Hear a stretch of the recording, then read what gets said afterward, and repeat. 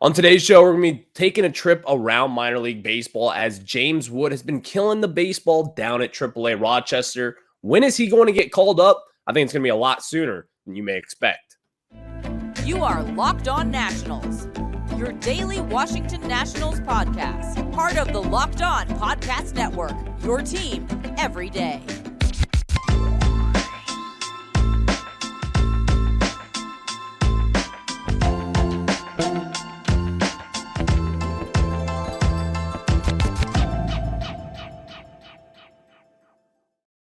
And thank you all for making Locked On Nationals your first listen every single day, as we are free and available wherever you get your podcasts. And of course, I'm your host, Ryan Clary. You can catch me over on Twitter at RyanClary11 and as well as the show page at LO_Nationals. For all your latest Nationals news and notes, make sure to check us out over on Twitter or X, whatever you want to call it nowadays. Who really cares about that? But obviously, we are joined by Bobby Blanco from MASNsports.com, covers the Washington Nationals, and of course, you can read his work at MASNsports.com. We'll be discussing the Oakland A's series starting tonight with Jake Irvin on the bump. We'll preview that series for you as they go to the Coliseum. This will be the last time that the Nationals will be at the Oakland Coliseum. I think that's very interesting because that place is, number one, filled with history, and number two, Oakland got done dirty. So we'll discuss that a little later on. And then also kind of take a trip around minor league baseball as Dylan Cruz, Brady House, and Yohandy Morales have,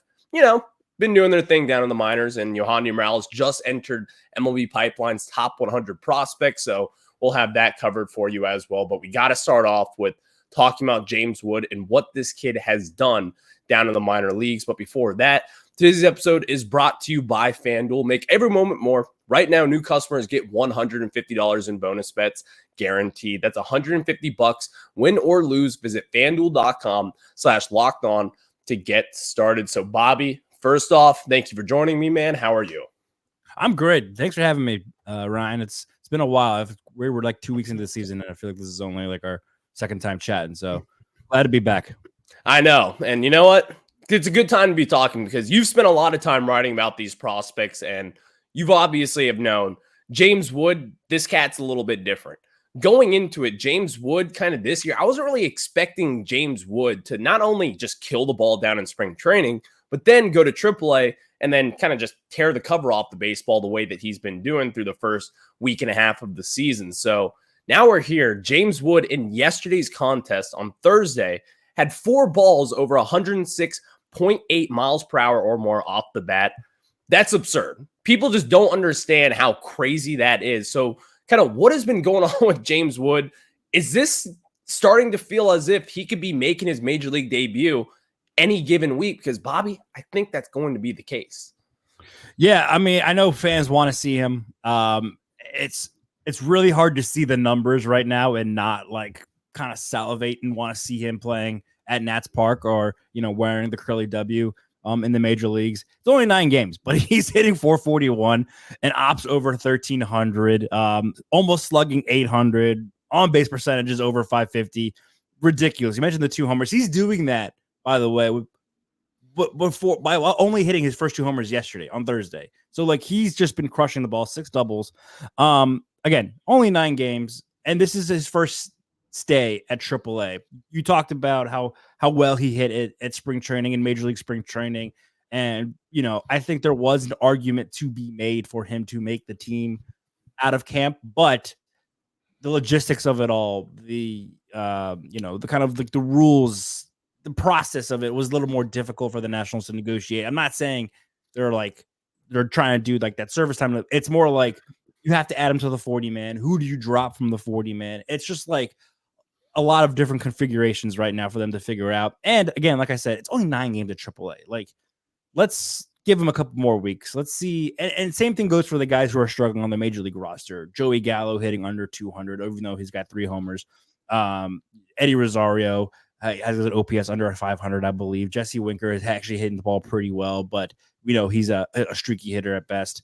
So Joey Meneses is also kind of struggling. So I think it's exciting. It's fun to watch, but it's also April 12th. Like we've got time to, and I think also, up the road, seeing Jackson Holliday make his debut, I think that makes Nats fans envious again, kind of foaming at the mouth, wanting to see James Wood in a Nationals uniform, but his time will come. If he keeps doing this, it'll be sooner rather than later, and we'll hopefully get a majority of a major league season of James Wood playing baseball on South Capitol Street. It's the thing with James Wood so far that's been so impressive to me, because last year we obviously saw the strikeout rate. The strikeout rate down in Double-A Harrisburg, it was a little bit alarming. Like, he was striking out a lot more than what he was down in High A Wilmington, even back to his San Diego Padres days. We weren't really used to kind of seeing James Wood struggle, quote unquote. He still had an OPS over at 800. He was still killing the baseball. He still had the crazy exit velocity, stealing bases, playing good defense. But now he's not really striking out that much. And again, it's only 9 games in AAA, but he's walked 9 times, only 7 strikeouts in that time. To me, that just kind of goes to show you that this guy has grown a ton since last year. I think that is kind of the main point of talking about James Wood.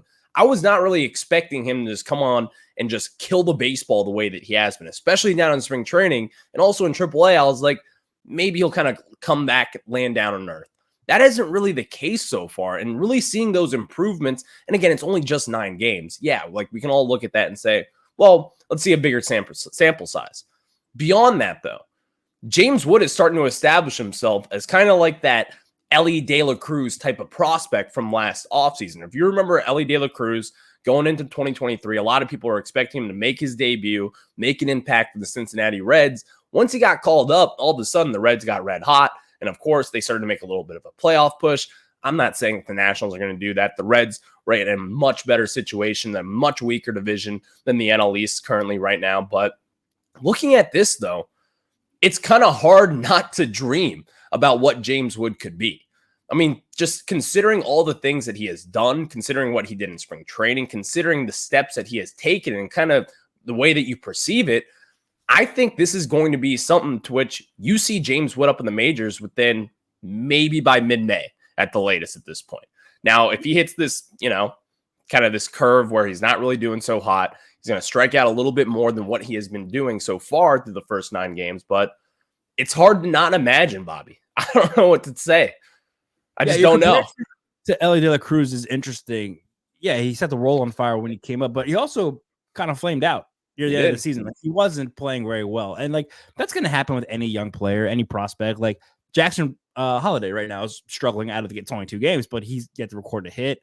Barely getting the ball out of the infield. So there is an adjustment period to be made for any top prospect coming up in the major leagues. But yeah, I think your point about the walks is the one that we should be really honing in on. We're talking about James Wood. He's walked already more times than he struck out at AAA, 9-7. And that, of course, was the big thing last year when he's striking out over 170 times over the course of 3 levels. We saw that adjustment in spring training. I think he was pretty much 1-to-1, if not maybe struck out less than he walked in Major League spring training.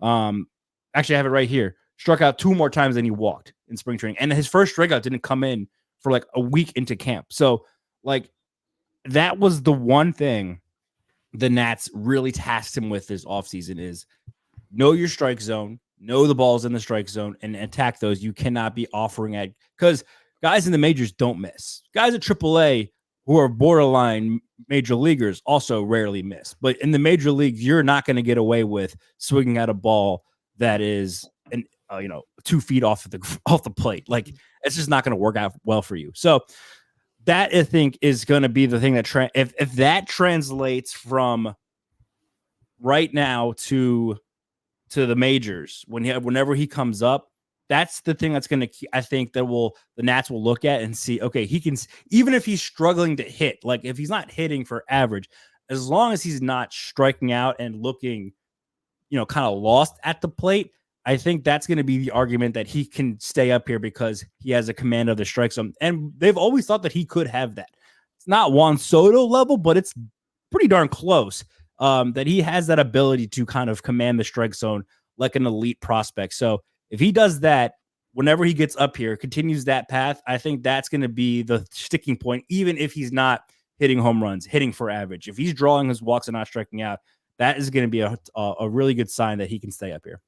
You know what? You brought up all those great points because, I mean, at this point, again, I'm just checking the box scores. I had minor league baseball in my background every damn day at work. I'm seeing James Wood. I'm like, oh, James Wood's up again. I'm like, oh my God, he just took one to left center field. It's just ridiculous what this guy has been doing so far. So only 21 years old. It's got a lot of time to grow. Only at 9 games so far in AAA. So I would imagine that the Nationals will probably be a little bit more patient calling him up. But I can't help but think that if he continues to hit the ball this way, he'll probably be up within the next month or so. You just can't keep this guy down too long. That's all for James Wood for now, because there are some more prospects we do need to talk about, Bobby. Dylan Cruz, Brady House, and the new MLB Pipeline top 100 prospect, the number 100 prospect, Yohandy Morales, the National second-round pick from last year. We'll start off discussing him. But, of course, we got to spend a little bit of time paying off some bills, talking about our good friends over at Ibotta. And, guys, when we talk about Ibotta, you need to know that spring has sprung, and that means spring cleaning. Whether that means stocking up on cleaning supplies or swapping out your winter clothes for new spring clothes, make sure you're using Ibotta and get real cash back with every purchase. Ibotta is a free app that gives you the most cash back every time you shop on hundreds of items, from groceries to beauty supplies to toys, so you can make sure you're beating inflation no matter what you're purchasing. The average Ibotta user earns $256 per year. That could cover the cost of an entire shopping trip, that flight you've been eyeing, or the fancy dinner that you've been craving. So all you have to do right now, Ibotta is offering our listeners $5 just for trying Ibotta by using the code LOCKEDONMLB when you register. Just go to the App Store or Google Play Store and download the free Ibotta app to start earning cash back, and use code LOCKEDONMLB. That's IBOTTA in the Google Play or App Store, and use code LOCKEDONMLB. Again, that is code LOCKEDONMLB.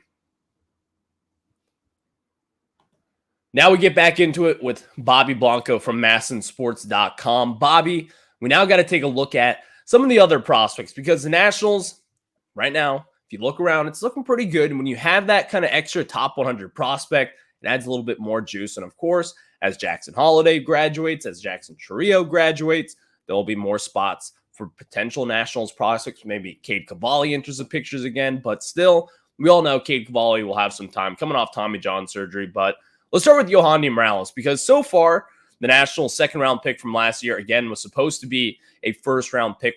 Some people thought he would go around mid-20s, late 20s, in that area there, but fell the Nationals in round 2. Now he enters the top 100 for MLB Pipeline. He's kind of been struggling so far in AA, but as we saw last year, this guy's got raw power. You saw it at the University of Miami. You did not see him hit a home run within the Nationals organization, but he still had a .494 slug. He was getting on base. He was hitting for average. He was playing good defense over at third. But now with this, Yohandy Morales, man, this is another Nats prospect that you're going to have to keep an eye on. So kind of what can you tell us about Yohandy? What does he do best? What can the Nationals expect from him moving forward? Yeah, you have to remember that, yes, he was the second-round pick, 40th, overall, but he was projected to go in the first round. Like, the Nationals were surprised that he fell to them in the second round. So this was a first-round talent. I think some projections had him going in like the top 20, top 15 of that draft, and he fell to them at 40. And, talking to some of the draft people from the Nationals after they made that pick, they were like shocked. Like, they were like, what is, like, almost kind of to an extent, like, what do we not know about this kid? Yeah. And he's turned out to be everything, like, a first round talent, right? Like you mentioned, he hasn't hit a home run yet, but he's also only played 5 games, or like total of like 8 games at AA. He played really well as soon as he got into the national system last year after drafting. He made some appearances in Major League Spring Training this year. So you're talking about a guy, they really think that they've got basically 2 first-round picks in this past draft, and Dylan Cruz number 2 and Yohandy Morales number 1. Or, second round, for start the second round. So when I look at Yo-Yo, my question is where the bat is going to play. I really believe that. Like, I think that's not the question. Like, let him grow up. We're seeing a lot of these guys who have extensive college experience come and hit the ground running in the minor leagues. So give him time. The bat will come around.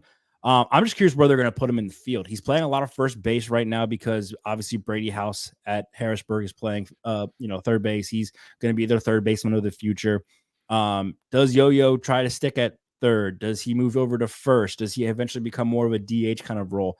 How does he perform at first base right now? I think is going to be interesting because they are very high on him. They just don't have a spot for him at the hot corner unless, knock on wood, God forbid, something happens to Brady House. So, he's going to be an interesting piece of this farm system based on where he plays in the field because he's blocked at third by Brady House. And also, seeing him in person at spring training, meeting him last year after he was drafted, like, he's a big dude. Like, him and Brady House are, the prototypical like third baseman size that have athleticism that can move and make plays. I mean, something that really stuck out to me at spring training was watching a simulated game. They got rained out one day.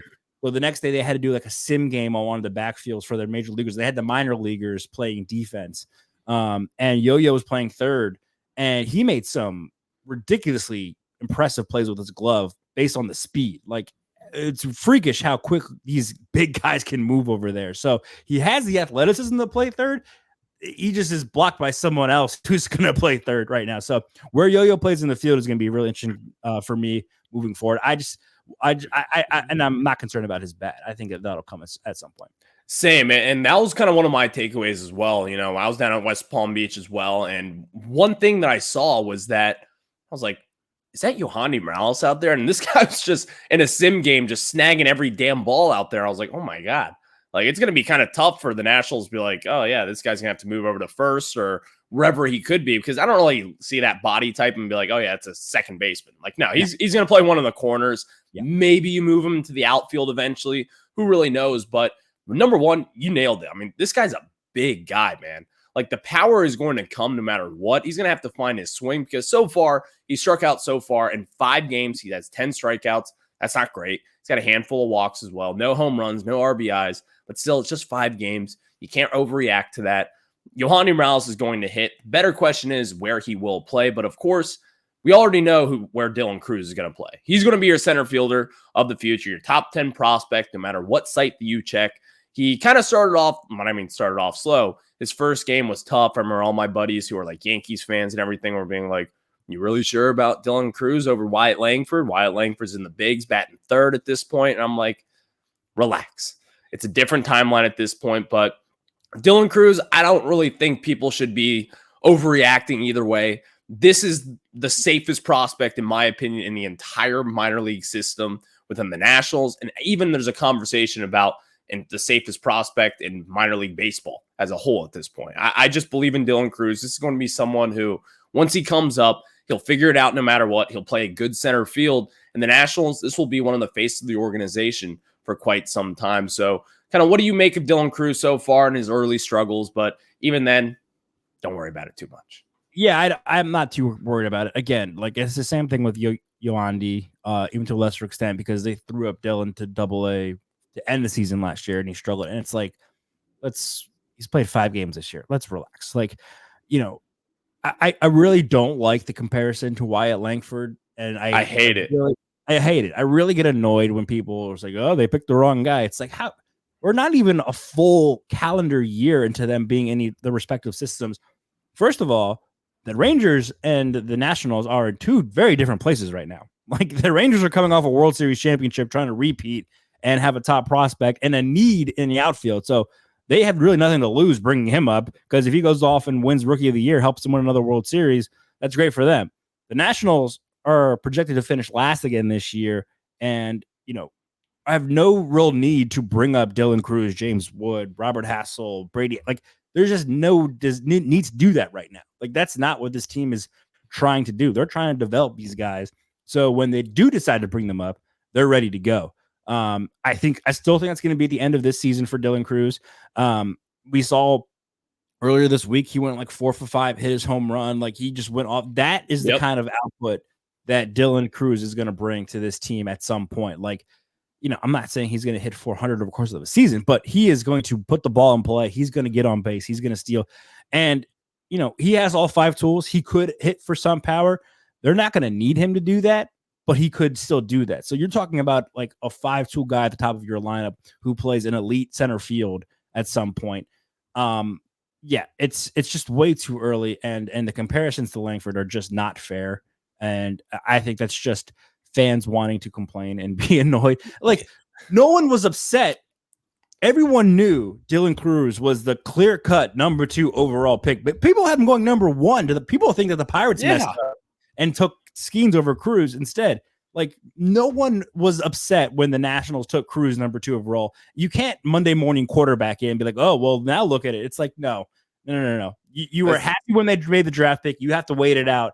And let's see him actually make the major leagues and see how he does before we make any comparisons. Exactly. You made this bed. Now you got to sleep in it. That's how I look at it. And really, with the people already comparing Wyatt Langford, Dylan Cruz, like, oh, look how much power. Look at the speed combination. Like, how do you not see that in foresight and be like, this is going to be the better? No, it's not how this works. If Dylan Cruz is in the Rangers organization, he'd probably be batting second for them, maybe third. Who knows where he'd be in that lineup? It's a loaded lineup, but still, it's a different organization. They need to win right now. They expect to win right now. They're coming off a World Series. Yeah. So if you have someone like Wyatt Langford who killed the ball, which, by the way, you can probably say, the prospects they have put out, they have a better, in my opinion, organizational kind of philosophy. Obviously, they've had more success over the last few years producing out prospects, but obviously the Nationals, we covered a lot of these guys. We didn't even get to Brady House because we're short of time talking about Yohanny Morales and Dylan Cruz and James Wood and kind of the ways they have been doing down in the minors. But Brady House has even had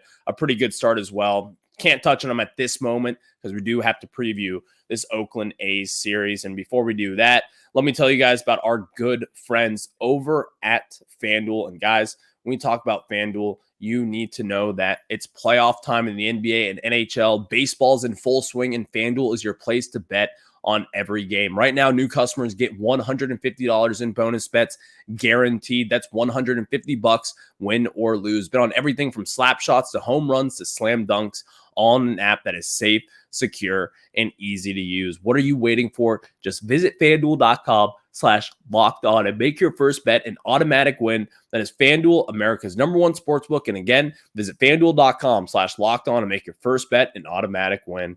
And now, let me tell you guys about our very good friends over at LinkedIn. And guys, when we talk about LinkedIn, you need to know if you're on the job search, if you're doing whatever you need to do, this is where you can go. Because guys, are you struggling to close deals? B2B selling is tougher than ever, and that's why I want you to tell you about LinkedIn Sales Navigator.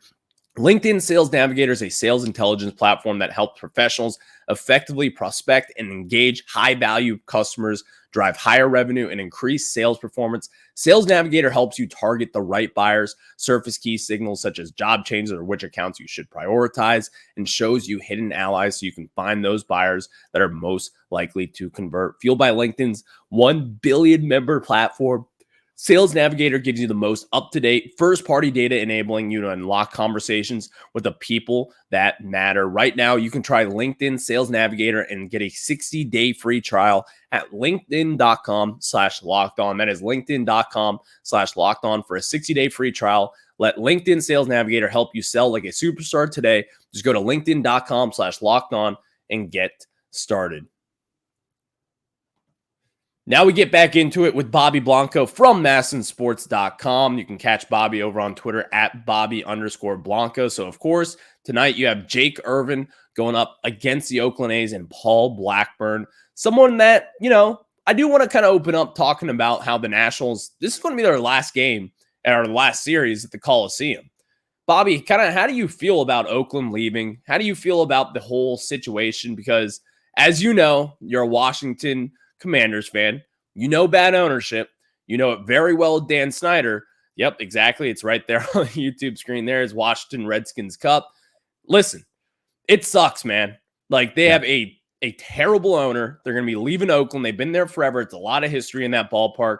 And, of course, they're going to be leaving it. And what else is there? I just don't. To me, like, I haven't read too much about it, or like especially like the political side of it. Of course. But just on the surface, it just looks like such a debacle.